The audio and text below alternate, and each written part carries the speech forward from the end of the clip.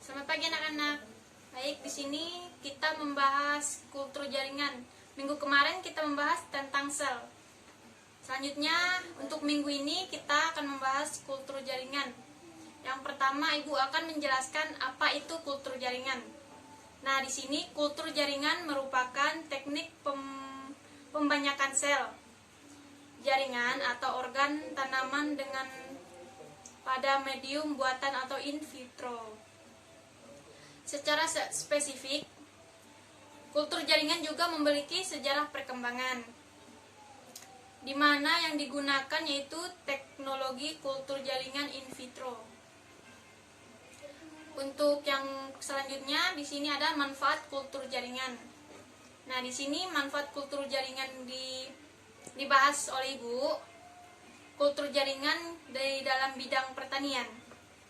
Kultur jaringan banyak dimanfaatkan di dalam bidang pertanian seperti penyediaan bibit, jumlah besar, jumlah kecil atau sedang, atau bibit yang menghasilkan bibit unggul. Menghasilkan bibit tanaman yang dapat dilakukan dengan menggunakan fusi atau protoplas. Di sini juga digunakan untuk difusi protoplas, juga digunakan menghasilkan tanaman untuk berbuah banyak ya. Dan di sini kultur jaringan pada manfaat di bidang pertanian banyak juga perbaikan untuk sifat tanaman, juga dapat dilakukan dengan transfer gen. Nah, yang kedua, kultur jaringan untuk tujuan pengobatan. Di sini juga kultur jaringan untuk pengobatan ya. Kultur jaringan juga di sini merupakan salah satu cara yang efisien untuk menghasilkan senyawa metabolit sekunder untuk berkhasiat obat. Kultur jaringan juga dapat digunakan sebagai metode alternatif untuk memperoleh metabolit sekunder, karena dapat dilakukan modifikasi media zat pengatur tubuh. Nah, di sini sumber karbon juga dihasilkan oleh metabolit yang kita inginkan. Nah, keuntungan lain untuk penggunaan kultur jaringan ini, untuk alkoid adalah produksinya dapat diatur. Jadi produksi kultur jaringan ini untuk metabolit kita yang atur sendiri gitu. Nah, di sini ada beberapa tanaman yang penting dalam pengobatan yang telah dilakukan dalam skala industri. Antara lain yaitu Rons untuk menghasilkan senyawa bioaktif yang berkhasiat dalam skala besar yang digunakan untuk kultur rambut akar. Nah, di sini banyak digunakan juga untuk pengobatan yang ada di rumah sakit gitu ya. Yang ketiga yaitu ada kultur jaringan untuk tujuan konservasi. Nah, pada tahun 2004 telah dikembangkan kultur jaringan untuk meningkatkan hasil tanaman yang dimanfaatkan sebagai obat, terutama tanaman yang berstatus terancam punah gitu ya. Nah, kalau anak-anak di sini membahas obat-obatan, di sini kita juga menyinggung di kultur jaringan juga membahas obat-obatan yang kita gunakan pada saat ini. Nah, atau tanaman yang lambat pertumbuhannya atau sulit berkembang. Kultur jaringan juga mengakibatkan produksi senyawa metabolit sekunder yang berkhasiat seperti obat-obatan dan untuk menumbuhkan tanaman-tanaman di antara kita atau di sekitaran kita gitu. Nah, kultur jaringan juga dapat membantu konservasi secara ex situ dari berbagai tanaman yang terancam punah. Nah, beberapa di antaranya yaitu tanaman yang punah itu Plumbago atau Nicotina, itu obat untuk kanker. Itu di tempat kita juga udah punah ya tanaman seperti itu. Nah, lanjut kita di sini yaitu kultur jaringan juga dapat membantu beberapa obat-obatan untuk membantu kita secara cepat untuk menghasilkan obat tersebut. Nah, penerapan konservasi in vitro ini dapat dilakukan melalui penyimpanan dalam keadaan tubuh atau jangka pendek. Nah, penyimpanan pertumbuhan minimal jangka pendek dan menengah, dan penyimpanan dengan pembekuan jangka panjang. Nah, melalui teknik in vitro pertumbuhan minimal, bahan tanaman dapat disimpan di dalam waktu hingga 20 tahun. Jadi kita menyimpan ini enggak sebentar ya waktunya, itu bahkan sampai 20 tahun. Nah, penyimpanan di dalam tubuh adalah cara pemeliharaan dengan melakukan pemindahan tanaman atau subkultur gitu ya. Nama lainnya trennya sekarang itu subkultur. Nah, secara rutin pada media yang sama agar perkembangbiakan itu tetap hidup gitu ya. Nah, untuk menghindari terjadinya mutasi dan menjaga viabilitas tanaman pada zat pertumbuhan tersebut diusahakan seminimal mungkin penyimpanan pertumbuhan minimal adalah dengan menekan pertumbuhbiakan dengan menurunkan proses pembelahan sel dan proses metabolisme yang hampir melewati nol. Nah, di sini beberapa hal yang harus dilakukan dalam teknik pembuatan minimal antara lain penurunan temperatur lingkungan, menggunakan regulator osmotik, pengenceran media, penggunaan zat penghambat tubuh untuk menekan pertumbuhan tersebut ya. Terus dilanjutkan dengan manipulasi suhu. Nah, di sini ada pemberian stabilator osmotik sampai 1 derajat Celcius. Penyimpanan dengan teknik pembekuan atau jangka panjang. Dengan cara ini proses metabolisme dari sel. Nah, jaringan maupun organ yang disimpan dihentikan sehingga tidak ada proses pertumbuhan. Dilanjutkan di sini ada laboratorium yang baik untuk pekerjaan teknik kultur jaringan. Atau harus kita di sini memenuhi kriteria bersih, memiliki organisasi atau organisme dan penempatan ruang yang sesuai. Nah, sampai di sini ada yang ingin bertanya anak-anak? Kalau tidak, kita lanjutkan. Baik, kita lanjutkan ke materi kita ya.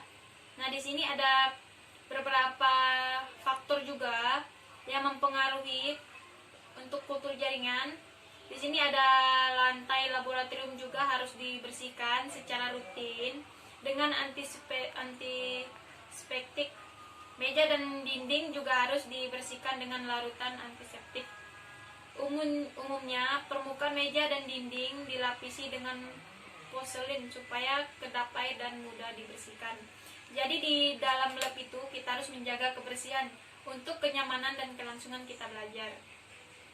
Nah, di sini ada yang harus kita persiapkan ya untuk kegiatan kita di ruang laboratorium, yaitu ruang untuk persiapan kita melakukan kegiatan atau eksperimen. Nah, ruangan ini dipergunakan untuk sebagai tempat mempersiapkan eksplan atau medium dan alat-alat lainnya. Nah, ruang persiapan biasanya dibagi menjadi beberapa ruangan. Karena ruangannya kecil, jadi kita berbagi beberapa kelompok gitu ya, buat enak kita melakukan eksperimennya seperti itu. Nah, untuk yang dipergunakan menyimpan medium dan alat-alatnya yang tidak steril. Nah, di sini laboratorium yang baik untuk pekerjaan teknik kultur jaringan harus memenuhi kriteria aman, bersih, memiliki organisasi dan penempatan ruangan yang bersih. Baik, yang selanjutnya itu ruang timbang. Nah, ruang timbang di sini dipergunakan untuk tempat penyimpanan bahan-bahan kimia. Jadi ketika kita melakukan eksperimen, kita banyak menggunakan bahan-bahan kimia ya. Makanya ini ada disediakan ruang tempat timbang gitu. Nah, di sini selanjutnya ada ruang stok. Di sini ruang stok ini dipergunakan untuk menyimpan alat-alat yang steril dan medium yang sudah jadi atau steril ya, nama trennya sekarang ya. Terus selanjutnya di dalam pelaksanaan teknik kultur jaringan, sebelum penempatan ada 3 hari sebelum diperlakukan, medium yang sudah jadi harus disimpan di dalam ruangan yang dingin dan gelap, supaya kita besoknya yang mau eksperimen besoknya bisa dipergunakan kembali gitu. Fasilitas yang diperlukan di ruangan itu ada beberapa, yang diantaranya ada meja, kursi dan sebagainya. Dan selanjutnya di situ ada ruang steril atau transfer. Nah, ruangan transfer di sini merupakan ruangan di mana semua kegiatan antiseptik dimulai. Kegiatan yang melakukan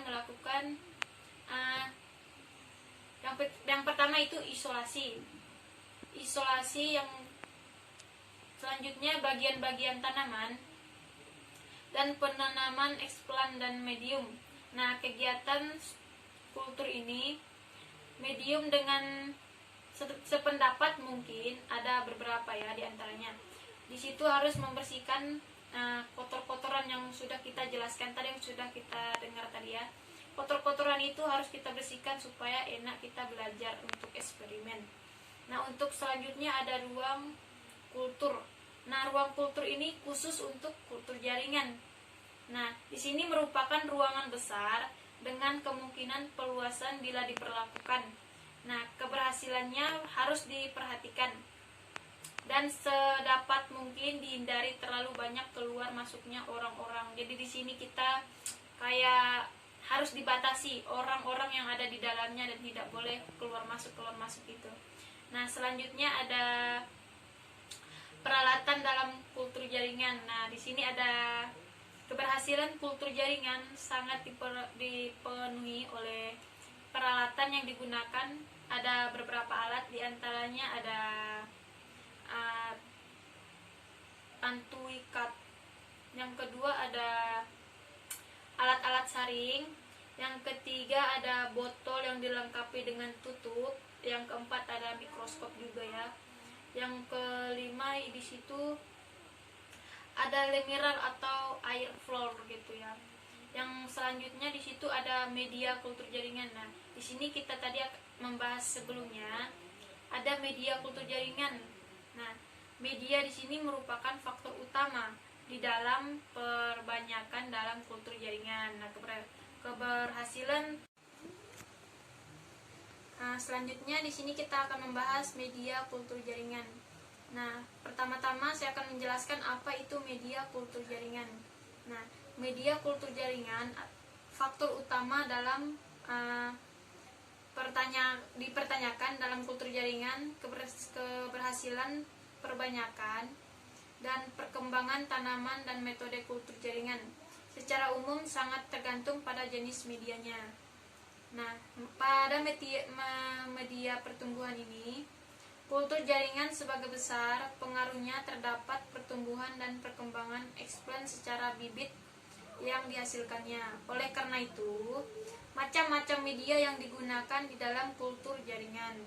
Nah, pada umumnya komposisi utama media tanaman kultur jaringan terdiri dari hormon atau zat pengatur tumbuh dan sejumlah unsur yang biasanya terdapat di dalam tubuh yang dikelompokkan dalam unsur mikro.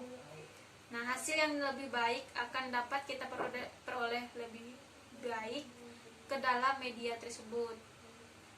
Ditambahkan vitamin, asam amino, dan hormon-hormon pembulat lainnya atau agar glukosa dalam bentuk gula maupun sukrosa, air atau aqueous dan bahan organ lain tumbuhan. Nah, selanjutnya di sini yang B, komponen media kultur jaringan. Di sini komponennya ada beberapa, diantaranya yang pertama itu zat organik. Nah, yang kedua itu sumber karbon, dan yang ketiga ada suplemen organik. Yang keempat ada arang aktif. Yang kelima ada zat pengatur tubuh.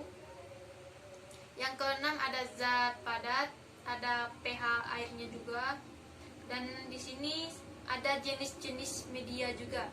Nah, jenis-jenisnya yaitu ada medium, ada media linstuba, ada media knob dan media white. Dan selanjutnya di sini ada tahapan dalam kultur jaringan. Nah, kultur jaringan di sini juga memiliki tahapan-tahapan, diantaranya ada tahapan persiapan. Nah, di tahapan persiapan ini dilakukan untuk memusatkan keseluruhan peralatan dan bahan yang akan digunakan untuk saat kita melakukan eksperimen. Nah, alat dan bahan yang digunakan terlebih dahulu dibersihkan dan dinetralisasi. Untuk materi yang selanjutnya yaitu tahapan dalam kultur jaringan. Nah, di sini saya akan menjelaskan apa itu tahapan dalam kultur jaringan. Tahapan persiapan dilakukan untuk memastikan keseluruhan peralatan bahan yang akan digunakan. Nah, alat dan bahan yang akan digunakan terlebih dahulu dibersihkan dari kotoran-kotoran yang selesai kita melakukan kegiatan eksperimen tadi. Terus hal ini dilakukan untuk memastikan seluruh alat dan bahan yang digunakan itu dalam keadaan bersih. Yang selanjutnya di situ ada tahap pembuatan media. Nah, di sini tahap pembuatan media yang digunakan dalam kultur jaringan bervariasi sesuai dengan tujuan penelitian yang akan kita lakukan. Nah, media yang digunakan untuk eksperimen tersebut yaitu dengan medium dan unsur-unsur medium. Nah, untuk merupakan medium tersebut yang paling memiliki senyawa mikro dan mikroorganisme yang paling lengkap sehingga sering digunakan untuk mikroorganisasi berbagai jenis tumbuhan. Nah, yang selanjutnya itu ada tahap indikasi eksplan. Nah, di sini tahap indikasi eksplan ini merupakan bagian-bagian dari tanaman